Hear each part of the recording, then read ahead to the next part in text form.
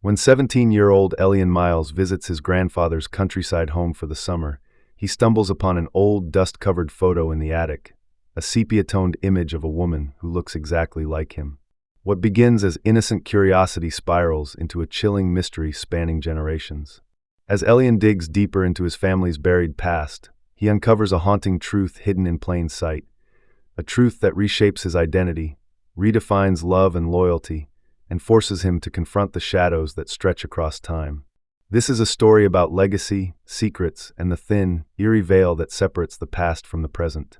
And in the end, it's not just Elian's face that mirrors the past, but his fate. Before we jump into this incredible story, drop a comment, let us know where you're watching from. And if you enjoy this video, be sure to subscribe for more. The air was thick with the scent of cedarwood and mothballs as Elian Miles stepped into his grandfather's attic for the first time. Sunlight slashed through the old slatted windows, catching dust motes that danced like spirits.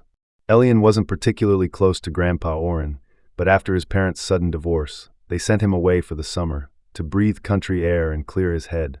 He called it exile. Still, boredom quickly led to curiosity. One rainy afternoon, Elian climbed the creaking ladder, flashlight in hand, scanning boxes labeled in faded handwriting. Amid a pile of letters and war medals, he found a photo, brittle with age.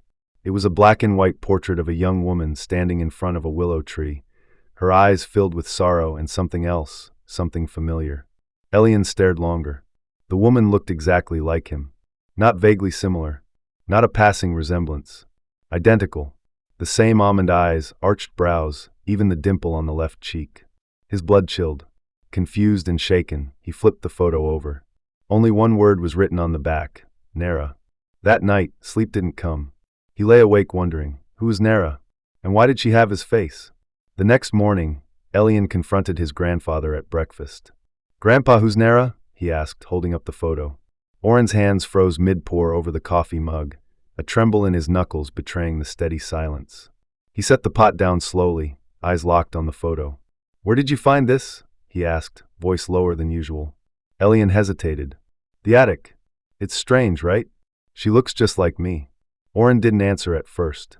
Then he whispered, "You shouldn't have found that." The room felt colder, though the stove was on. "Was she a relative?" Elian pressed. Oren stood and walked to the window, his back turned. "Nara Miles was your great-aunt. Born in 1934. She disappeared in 1952 without a trace. Your great-grandmother never recovered." Elian blinked. "So she vanished? No clues?" Oren shook his head. "Not a single one. But there were whispers. People said she was cursed. Or gifted. Depends who you ask." That word, gifted, hung in the air like fog. Elian looked again at the woman in the photo. Her eyes seemed to follow him. Somehow, he felt like she was watching him now, from beyond that thin layer of history. Unable to shake the feeling, Elian began digging. He skipped phone calls from his friends, barely touched meals, and returned to the attic with a notebook and a recorder. Each box felt like a time capsule. Letters between family members, brittle and curling, whispered fragments of a forgotten truth. Nara was described as brilliant, peculiar, and restless. One letter, written by a neighbor named Mrs. Inglewood, warned Nara's mother that your daughter's shadow doesn't behave like the rest of her. Another claimed Nara would speak languages no one had taught her. Elian grew more unsettled with each discovery. One folder contained newspaper clippings. Local girl disappears, foul play not ruled out. Another article reported that the day after Nara vanished, a girl from the next town died of unexplained causes, eyes open wide in terror. Elian traced the two events, dates, and towns on a corkboard. Then came the clincher, a medical record showing Nara was born with an unusual birthmark, a crescent on her left shoulder. Elian slowly unbuttoned his shirt and turned in the mirror. The same crescent-shaped mark stared back at him. Exactly the same size, same place. What if this wasn't just resemblance? What if it was inheritance? At night, Elian began to dream of Nara, though he wasn't sure it was a dream. Sometimes he'd see her face in the mirror before his own. Once, he woke to find the photo had moved from the desk to beside his pillow. Shadows flickered at the edge of his vision. He began to journal obsessively. The more he wrote, the more the words seemed to come from him, but not of him. One evening, he opened his notebook and saw an entry he couldn't remember writing. "I am not gone. I am trapped." The handwriting was his, but the ink was fresh, like it had been written just moments before. His breath caught. That night, he locked the photo in a drawer. But at 3:14 a.m., he heard the drawer slide open by itself. The photograph lay face up on the floor. Nara's eyes looked desperate now, pleading. Elian's face, the same face, reflected back in the mirror. Except his lips weren't moving, but Nara's were. She whispered, "You must finish what I began." He stumbled back. The attic wasn't a storage room anymore. It was a portal, and it was waking up. Desperate for clarity, Elian returned to the photo. Behind Nara stood a massive willow tree, its branches arching like arms in sorrow. It was the only landmark he hadn't investigated. Grandpa Oren, when asked, turned pale. "That tree still stands," he admitted. "Edge of the forest. No one goes near it. Locals say it sings in the wind." Elian went alone. The willow loomed like a cathedral of shadows, its trunk cracked with age. At its base, he saw a shallow depression in the earth. Digging gently, he uncovered a rusted tin box. Inside were items wrapped in silk, a mirror, a lock of hair, and a journal labeled Nara, 1952. The entries started innocent, then spiraled. She wrote about hearing voices from mirrors, about being pulled to the woods, about a man named Thorn who only appeared in reflections. In the last entry, Nara scrawled, "I've almost found the tear. If I vanish, I didn't die, I crossed." Elian's heart thundered. What tear? A rift? A door between worlds? As wind howled through the willow, he looked into the mirror she left behind. Just behind his reflection was Thorn. Thorn was ageless, pale eyes, ink-black hair, and a smile that never reached his eyes. He didn't speak, but moved closer each time Elian looked into the mirror. The attic mirrors began fogging over with handprints, messages appearing backwards like someone writing from the other side. Not him. Not again. Bury the mirror. Elian tried smashing the mirror. It didn't break. He buried it behind the willow. That night, he woke choking, mirror shards in his bed. Thorn had crossed over once, Elian realized. And he wanted to do it again. Through him. The reflection was a gate, and Elian, like Nara, was a key. Grandpa Oren finally confessed the truth. Nara wasn't the first. Every few generations, one child looks like her. Born with the mark. You were warned away from mirrors as a baby, we knew. Elian's hands trembled. So what do I do? Oren handed him an old audio reel. She recorded her final message. Said it would only make sense to the next mirror child. Elian played it. Static. Then her voice, soft and afraid. Break the root, seal the wound, or he will wear your face next. It wasn't just about saving himself. It was about ending a cycle. Nara's journal held the final clue. The root wasn't just metaphorical, it was literal. She believed the willow tree had been planted atop the original wound, a place where Thorn first entered this world during an eclipse in 1872. She theorized the soil was corrupted, turning reflections into traps. Elian prepared. The eclipse was due in 2 days. He borrowed a shovel, salt, and every mirror in the house.